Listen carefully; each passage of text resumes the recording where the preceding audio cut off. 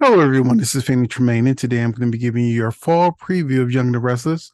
But first, if you haven't done so, please take a minute to subscribe. If you have subscribed, thank you very much. I do appreciate it. It helps out the channel a lot. To subscribe, to like, those things are free. So if you like this channel, if you love my reviews, if you just like to listen, go on ahead and hit that subscribe button. It don't hurt nothing. Go on ahead and hit that like button. It's easy. It's free. Now, we also have a membership where you get exclusive videos, access to videos in advance, like you do see this video in advance. And, you get spoilers. We get do our lives. So being a member is a good place to be. I'm always trying to find new ways to make the membership worth it. So give it a try. We'd love to have you.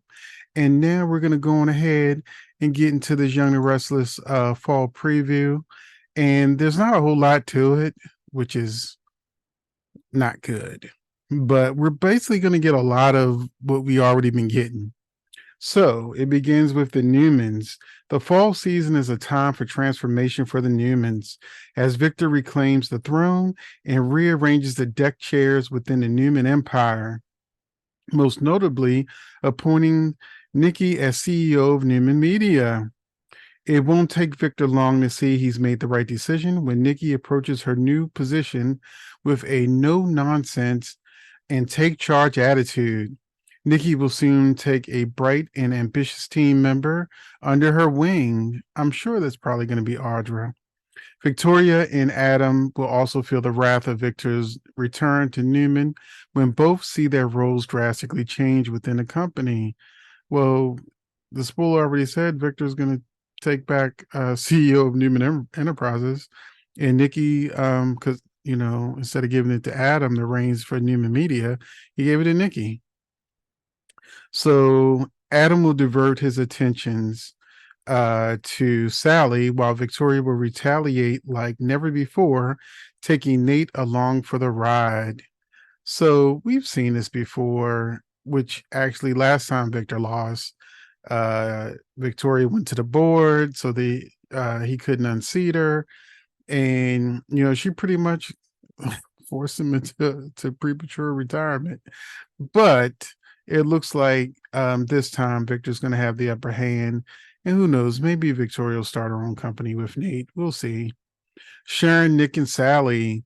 Nick and Sharon will work together to find their place in the corporate world, which will test Sally's patience, which Adam will use to his full advantage. We've already seen this when Cameron and Kirsten came on the scene and Nick and Sharon were thick as thieves trying to take care of business, and Sally was left out in the cold, and Adam, was in the shadows trying to get Sally back.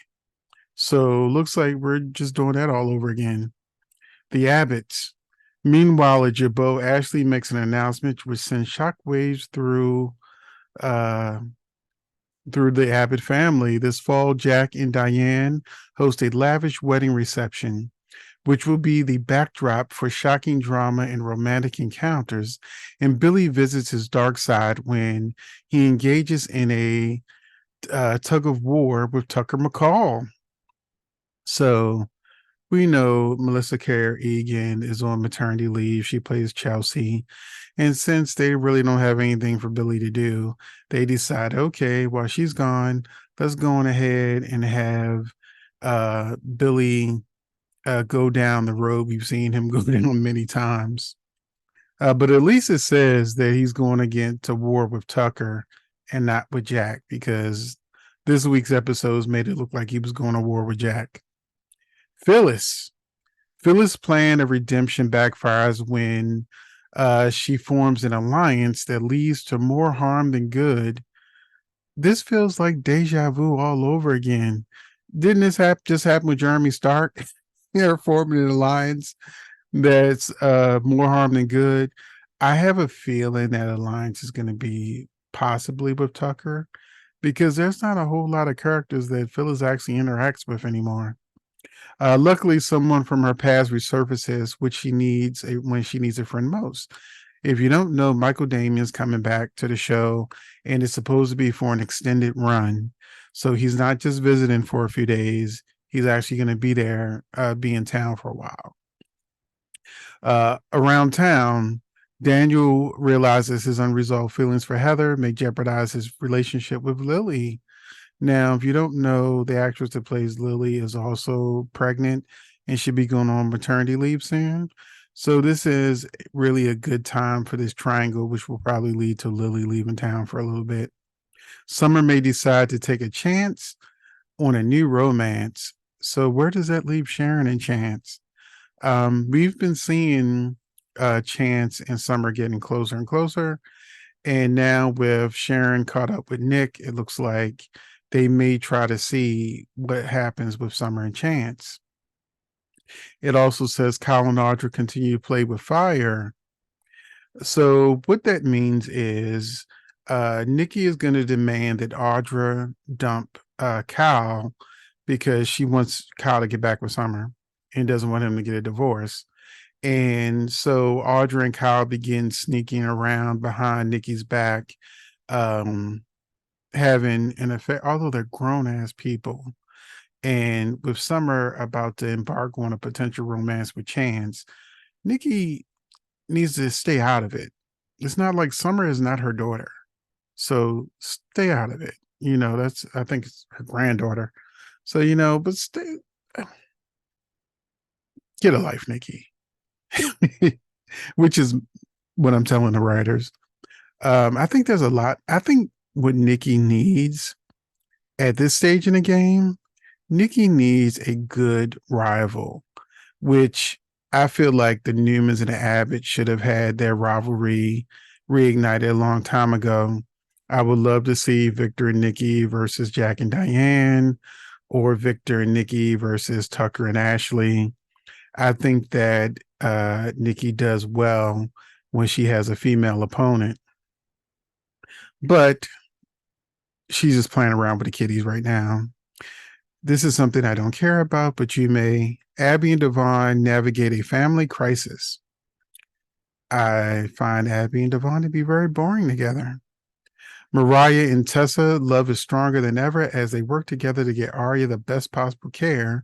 In other words, they don't have a real storyline. That's just like some things they threw together for brief drama when they really should have better storylines for Mariah and Tessa. But, the fans of Mariah and Tessa know that Taraya, that they're only keeping them on for the fans. I've already said in many videos, they tried to fire Kate Fairbanks, who plays Tessa, twice, but online social media backlash made them keep her. So when her husband from the past came back and she was on that plane, that was her exit storyline. They probably would have sent Mariah back to, with a man and, kept it moving, or had her just off camera. But now they just kind of tease fans, put that little bone out there that Taraya is going to be a thing, but then they disappear for months on end. And that's just how the cookie crumbles. But let me know what you think about the fall preview. Honestly, to me, it sounds like a lot of the same. But is there anything that excites you about what's coming? I am looking forward to the Sharon, Nick, Sally, Adam continuation of that. That's about it. Because I'm an Adam and Sally fan.